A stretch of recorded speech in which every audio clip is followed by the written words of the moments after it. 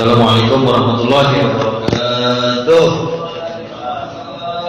Alhamdulillah alladzi amarna bi taqwa wa istiqamah. Sallallahu alaihi wasallam wa ala mabadu wa badaliyah wa inilah haula wa la quwwata illa billah. Bismillah wa ni'mal wakil wa Allah ni'mal nasir. Bapak Ibu yang saya hormati, para pendengar, tokoh masyarakat, ART, RW, Ibu masyarakat Purwokerto, baik yang hadir maupun yang offline online. Mudah-mudahan sama-sama dirahmati Allah. Pak Guru sehat ya, semangat. Bapak sekalian, bersyukur kita hari ini tetap fokus istiqomah di dalam menuntut ilmu. Pertama, udah niat kita adalah ridha Allah, mencari ridha Allah ya, Pak Bambang. Yang kedua niat ibadah, ketiga niat tambah ilmu, profesi ilmuwan, afiah. Ketiga tujuan utama adalah silaturahmi yang memperpanjang umur, Pak Wid, insyaallah. Kalau kita lihat silaturahmi karena Allah, bahwa sampai kita mati thalabul ilmi itu memang diwajibkan. Jadi kita memang tidak mengejar kuantitas tapi kualitas, tidak perlu mengejar jumlah, tapi yang menjadi istiqomah kita, hati kita, tawajuh kita, ya belajar. Namanya ngaji rutinan ini belajar dan belajar, saling mengkaji, dan insya Allah memberkahi kita. Amin. Tentu selain bersyukur pada Allah diberikan iman panjang umur, dan ini harus kita manfaatkan sebaik-baiknya. Sisa umur ini kita bersolawat kepada Nabi. Mari sama-sama untuk menggerakkan semangat tadi. Untuk yang sakit mudah-mudahan disembuhkan ya, Pak D segera sembuh, kawan-kawan, Pak Izzat juga nanti sakit, mudah-mudahan diberikan kesembuhan. Teman-teman yang lagi banyak acara, kita mudah-mudahan dimudahkan Allah Subhanahu wa taala. Amin. Dengan sholawat yang relevan tentu tibbil qulub. Tibbil qulub wa dawaiha.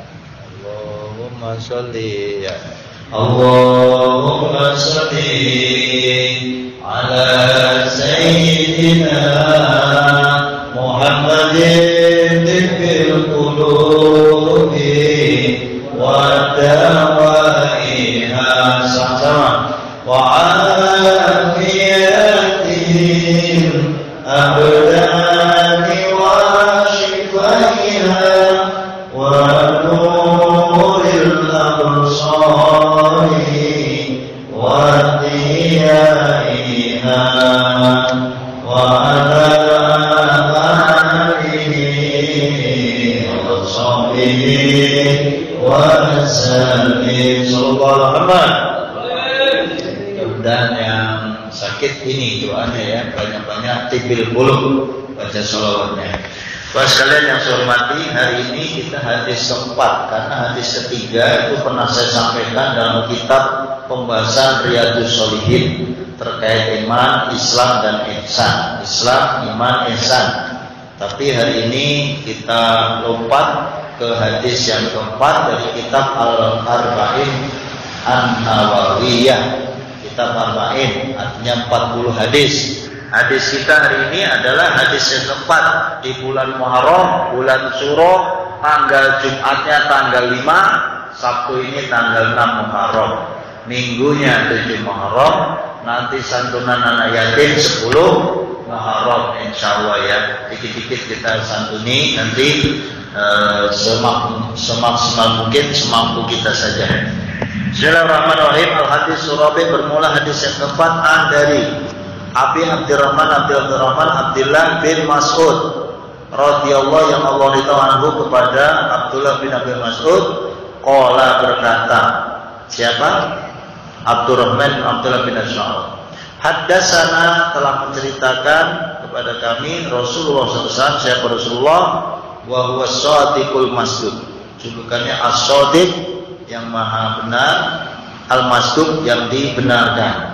Inna ahadakum, sesungguhnya di antara kalian, yujma'u dikumpulkan, khalquhu penciptaannya, hu siapa ini? Ahadakum. Fi batni ummi di dalam perut ibunya, arba'ina 40 yauman hari, nutfatan, air mani, sperma, kawin. Ceger bikin proses suami istri main seks, jadi air mani numpuk 40 hari. Itu penciptaan proses manusia ya, 40 hari badai. Summa kemudian yakunu menjadilah ya, menjadilah kholquhu ini ya. Yakunu siapa? Yang jadi kholquhu alaqatan dari 40 hari nutfah air mani menjadi gumpalan darah. Jadi kalau orang mau hamil itu kan, hamil itu bermula dari air mani yang udah ngumpul maka menjadi gumpalan darah. Mislah zalik 40 hari juga gumpalan darah itu. Summa yakunu maka menjadi itu penciptaan kalau itu mudghatan. Mudghatan itu daging. Gumpalan darah berubah menjadi daging. Ini proses ya. Mislah zalik 40 hari juga. Summa kemudian yursalu diutus ilaihi kepada hal itu, pada siapa ini? Summa yursalu ilaihi. Hinya kemana nih hinya? Dalik, yaitu penciptaan itu. Al malaku siapa? Malaikat. Fayamkuhu maka meniuplah malaikat itu, ditiup pawin. Fihi kepada di dalam penciptaan itu ar-ruha, roh. Jadi kalau udah 40 kawin 4 bulan jatuhnya ditiup malaikat. Setelah terjadi 40 nutfah, 40 alaqah, 40 mudghah. Nah, ini berapa itu? 40 kali 3 berapa? Sudah 3 bulanan, 4 bulan berarti kan? 4 bulan ditiuplah oleh malaikat, Allah menyuruh. Wa yumaru dan diperintahkan siapa para malaikat, dan malaikat itu diperintah oleh Allah Subhanahu wa taala bi arba'in dan kelawan 4 kalimat kawin. Jadi ketika kita di perut ibu kita sudah ditulis 4 hal. Kalimat di sini maknanya biar baik kalimat 4 persoalan, 4 nasib Pakde. Nah malam ini kita ngaji nasib. Ngaji ini ben ketok ben jelas urusannya. Ini yang dicari Pakde nih. Bitakbir rizki ditulis rezekinya, karirnya, duitnya, gajinya, hartanya ditulis waktu di perut ibu. Tuh 4 bulan kita hamil dulu, Cak Mur hamil sama ibu saya 4 bulan. Nah nanti mau diwin kamu begini, begini. Udah ada itu dah. Nah rezeki kita. Maka ada istilah rezeki memang mau dikejar-kejar, rezeki memang nggak kemana-mana, rezeki kata Pade nggak bakal ketuker, ya Pade ya? Yang mau dari taker itu. Udah ada dari sononya, ya kan? Rezeki wa ajalihi matinya, maka mati itu sudah dicatat oleh Allah, sengaja dirasain, nggak dikeliatin, nggak diunjukin. Kamu jangan kapan mati nggak diunjukin. Kamu umurnya berapa nggak? Ini sekarang lagi demam, Ustadz mati. Ustadz muda udah pernah mati nih di televisi ya, lagi viral. Jadi nggak kenal muda tua itu urusan mati. Karena mati sengaja tidak dikabarkan, kalau dikabarin lemes, ya kan? Udah meninggal 5 tahun lagi, dia mikir nih 5 tahun, oh ya ilah, udah hilang 1 tahun nih. Jadi mikir, maka nggak dikasih tahu sama Allah biar nggak meriang kita. Coba kalau kita dikasih tahu, Camur mati sebulan lagi, waduh. Orang kita udah nggak mau males nyari rezeki kali, udah ibadah sepagi duha terus aja baca Quran, istighfar. Jadi sengaja kita biar nggak meriang. Ini perkara gaib, rezeki, ajal mati, wa amalihi amalnya. Jadi dia tuh mau beramal yang baik apa buruk sebenarnya udah ada catatannya. Lah lantas kenapa kita urusannya kita harus ibadah kayak gini toh nggak jelas? Jelas juga Pak Ade. Coba-coba aja kita ngelawan. Ah biarin dah, rezeki urusan Allah. Kita nggak usah usaha juga. Allah udah naker, nggak boleh begitu. Perintahnya Allah kalau soal rezeki, ya ikhtiar, usaha, dagang, kerja, absen, taat pimpinan, kerja sama teman, sama atasan baik, sama rekanan baik, nah gitulah. Itu berkah. Namanya ikhtiar, rezeki. Tapi kalau kita diem baik, duduk, nggak ada usaha, ya repot urusannya. Maka wa ma min dzabbatin fil ardi illa 'alallahi rizquha. Semua binatang melata, mau jangkrik, mau kucing, mau anjing sekalipun, kalau dia bergerak dapat makan nggak ada? Dapat. Ini ngomong udah kenceng banget. Mau ayam berkokok, dia bangun duluan nyari makanan, dapat nggak? Dapat. Ya kan termasuk itu yang saya sebut terakhir tadi kan, kucing, mau macan, kalau dia bergerak. Apalagi manusia, ya kan udah habis sholat subuh langsung ke pasar, itu kan yang wasilah aja. Belanja, dimasak, matang, jeger, kipas-kipas duit datang sendiri tuh. Itu udah tuh. Alhamdulillah. Ada juga kita harus kerja jauh, ya kan? Ya kan? Pak Win, namanya rezeki kita udah diukur sama Allah. Yang penting jalanin aja kewajiban kita. Emang udah gitu, nggak usah melihat tengok kanan, tengok kiri, emang urusannya beda-beda. Urusan rezeki nggak usah melihat yang atas. Kalau melihat urusan ibadah, melihat yang atas, no rajin banget. Ya, itu boleh kita nyontok rajinnya. Kalau rezeki mah, ya Allah, lihat aja kanan kiri, yang di bawah teman-teman yang di kampung, yang di desa, yang di Jawa Tengah, yang di Tegal, yang di Pemalang, pada baik, yang Cirebon, udah ada kepada angel, boleh duit mangan baik, sedina pira ora itu entuk. Nah, mangan ayo angel, dia mangan bae angel. Apalagi nggih tuku sing aneh-aneh. Nah, ini lihatlah ke sana. Kalau kita masih bisa tidur, masih bisa nikmat, masih bisa makan, ya alhamdulillah kita bersyukur. Sakiyun artinya celaka. Jadi waktu 4 bulan kita di Tiongkok itu, apakah udah bahagia atau sa'idul atau bahagia, syakiyun atau sengsara menderita, sengsara masuk neraka, sa'idun bahagia masuk surga. Nah pertanyaannya, apakah kita syakiyun celaka atau bahagia? Nggak tahu. Guru, kita nggak tahu nih. Jadi yang kita juga sama-sama, kita lagi ngaji begini, belum jaminan kita juga masuk surga. Adek, kita ngaji begini juga belum jaminan. Nggak tahu juga nanti di endingnya kita ini bahagia atau sengsara, nggak ngerti juga. Nah, ragu-ragu dikasih pertanyaan, Ustaz, ngapain saya kalau udah dicatat waktu zaman 4 bulan oleh malaikat, ngapain saya beribadah, ngapain harus sedekah, ngapain harus sholat, ngapain harus ngaji? Ayo, ngapain jawab? Jawabnya apa dak kira-kira yang paling pas? Kenapa kita ngaji kayak gini dan kenapa kita sholat? Untuk apa dak? Jawab dak.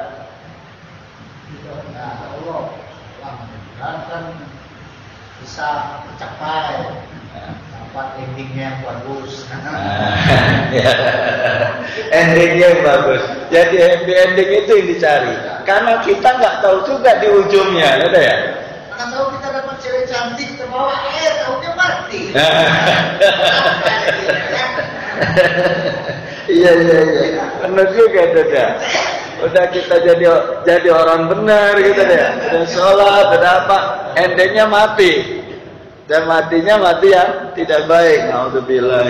Nah ini tidak benar. Jadi kita ini hanya upaya. Siapa yang tahu kalau Kang Uus itu tadinya benar terus, pas di endingnya nggak benar? Nggak tahu juga. Ada juga yang awalnya nggak benar terus, bagus. Pas di endingnya dia cakep. Nah, itu maka yang didoa, Allahumma inna nas'aluka husnal khatimah. Amin. Wa na'udzubika min su'il khatimah. Doanya itu aja Pak. Ya Allah, gue dari kecil gue ngaji, dah ini, ya Allah, di akhirnya mudah-mudahan tetap baik. Amin. Nah, itu tuh. Jadi kita harus optimis. Ini diterusin. Wallahi, maka demi Allah alladzi la ilaha, tidak ada Tuhan ghairuhu, selain Tuhan Allah. Inna, sesungguhnya ahadakum di antara kalian layak malu beramal, bekerja bi amali ahli jannah, seperti amalan ahli surga. Tuh Pade, dan ngaji, dan sholat, dan jamaah, dan baca Quran, dan wirid, dan sedekah, ngantunin anak yatim. Pokoknya orang bener nih surga. Hatta mayakun baina wa baina illa dhira.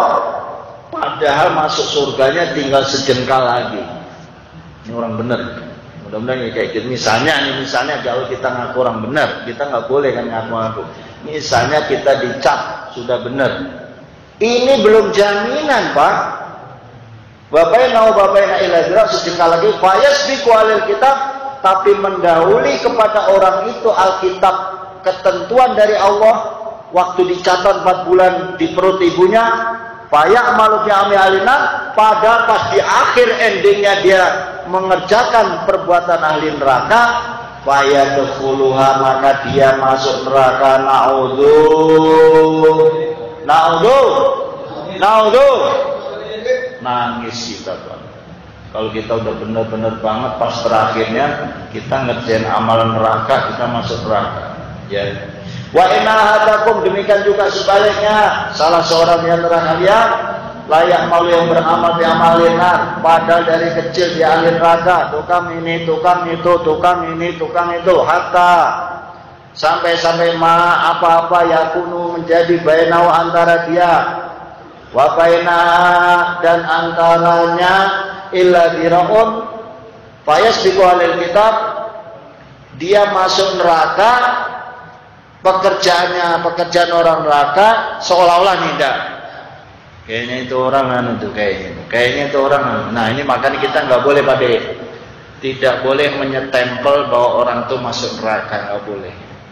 Tidak bisa juga kita mengatakan bahwa kita surga, nggak bisa. Kita hanya usaha.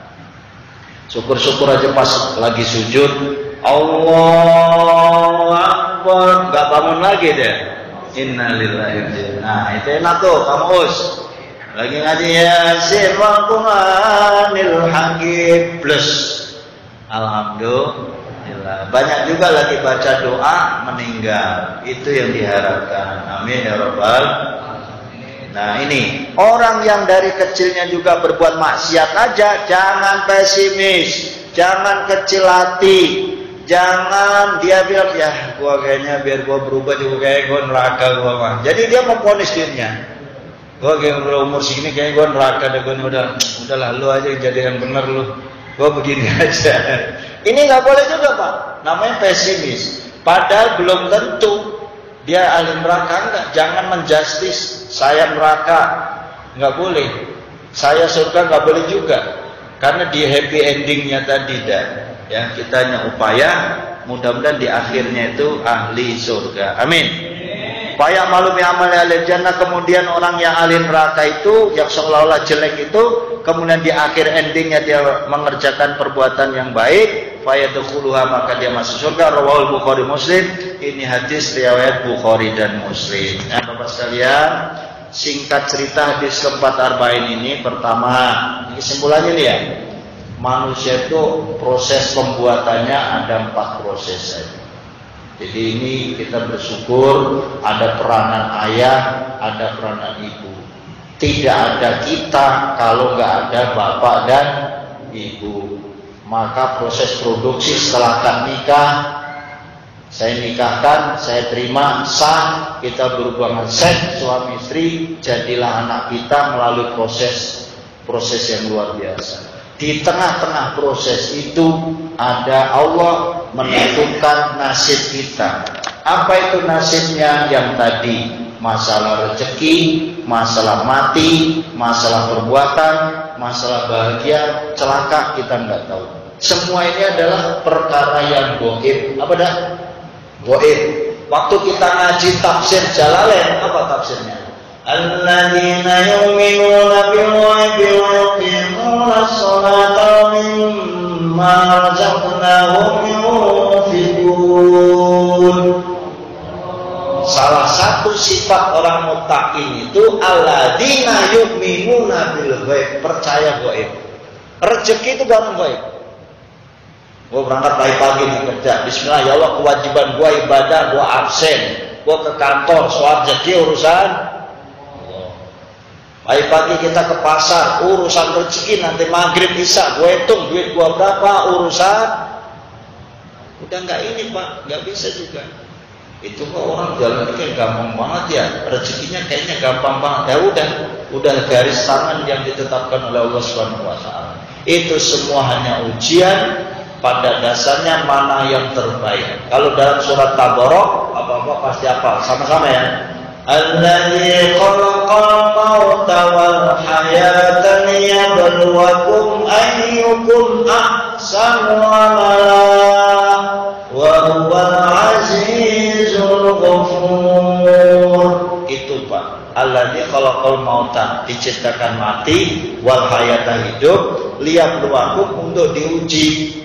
Siapa yang terbaik? Ahsanu amala, amal berbuat. Jadi kesimpulannya, yang sudah biasa berbuat baik jangan pesimis, jangan takut kalau nanti endingnya mati su'ul khotimah. Jangan takut. Maka rambu-rambu Allah diikuti terus.